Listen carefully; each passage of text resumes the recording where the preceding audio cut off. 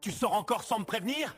Tu veux que tout le quartier parle de toi? C'était juste avec ma sœur, je t'ai laissé un message. Un message? Tu m'obéis, tu ne me préviens pas par message. Je voulais éviter une dispute. Chaque geste, chaque mot était surveillé. Elle n'avait plus le droit d'exister sans sa permission. Le silence était devenu sa seule arme. Je t'ai préparé ton café. Trop chaud. Tu fais exprès ou quoi? Pardon, je vais en refaire. Tu rates tout. Même un café, c'est trop pour toi. Chaque matin, elle craignait le moment où il ouvrirait la bouche. La peur était devenue son réveil. Tu ne me regardes même plus quand je te parle. J'essaie juste d'éviter les disputes. C'est ton problème. Tu fuis toujours. Non, j'essaie juste de survivre. C'est pas mon problème que tu survives ou pas. Regarde-moi quand je te parle. La peur l'avait épuisée. Elle rêvait d'air, de lumière, d'un endroit où elle pourrait respirer sans trembler.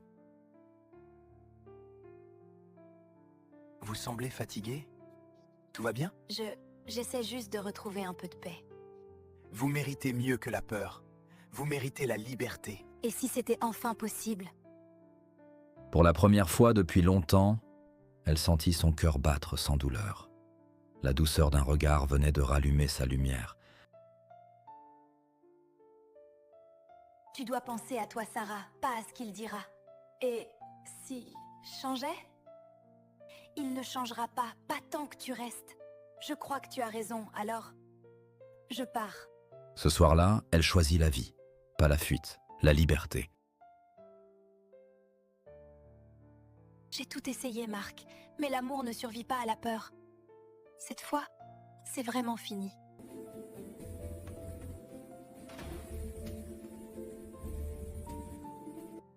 Elle n'attendit plus de cris, ni d'excuses.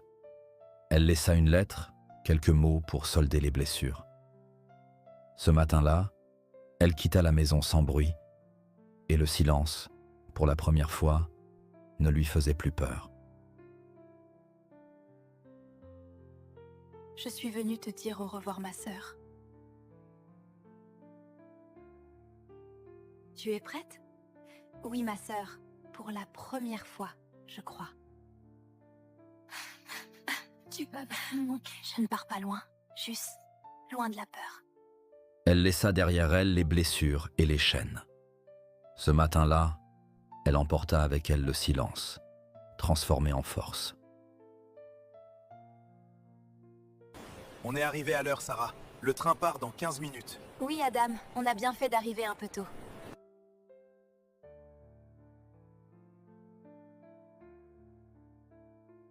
Je n'ai plus peur.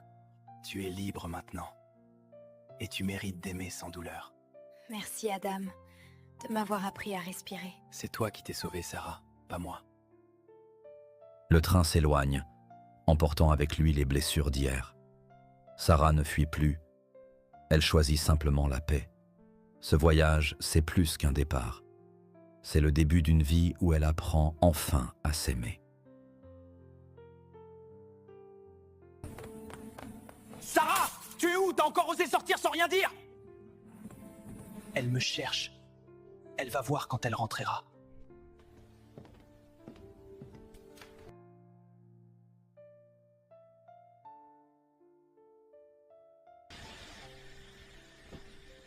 C'est quoi ça?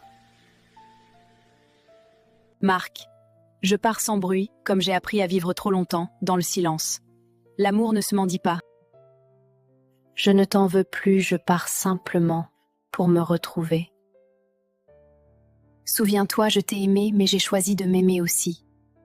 Sarah.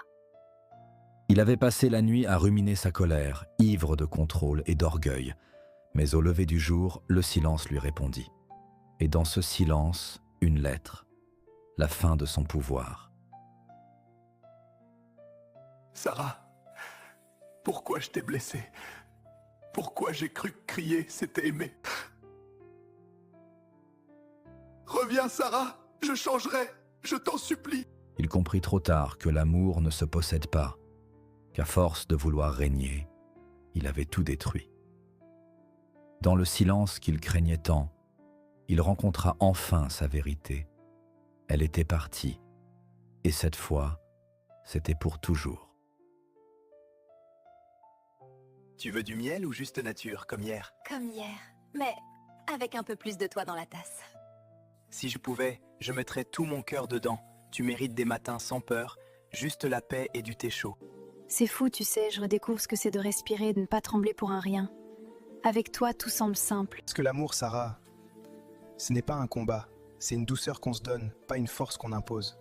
Merci de m'aimer comme on soigne une blessure. Doucement. Ce matin-là, Sarah comprit qu'aimer ne devait plus faire peur. Dans les gestes simples d'Adam, elle trouva ce qu'elle cherchait depuis toujours, la paix.